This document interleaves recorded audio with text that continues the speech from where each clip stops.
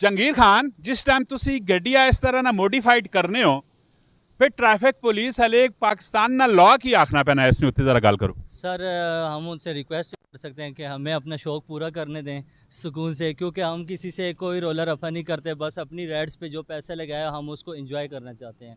क्योंकि हम मज़ीद मतलब किसी गलत कम्युनिटीज़ हमने नहीं ज्वाइन की या किसी और इस तरह मतलब कि इलीगल एक्टिविटीज़ में हम नहीं हैं अल्हम्दुलिल्लाह।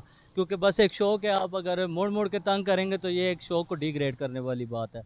तो मैं कहता हूँ कि पाकिस्तान में शौक़ को इसको प्रमोट करना चाहिए, क्योंकि बाहर की कंट्रीज़ को देखें, वो प्रॉपर गवर्नमेंट उनको सपोर्ट कर रही है, उनको प्रॉपर मतलब कि ड्रिफ्ट ट्रैक्स वगैरह वो मतलब के प्रोवाइड कर रहे हैं। इसके अलावा और भी इस तरह जगह वगैरह जो उनके इवेंट्स होते हैं प्रॉपर उनके लिए मेन इवेंट्स जगह उन्होंने मतलब उनको प्रोवाइड करते हैं। तो मैं कहता हूँ ऐसा भी कोई सीन इंशाल्लाह पाकिस्तान में इन फ्यूचर होना चाहिए।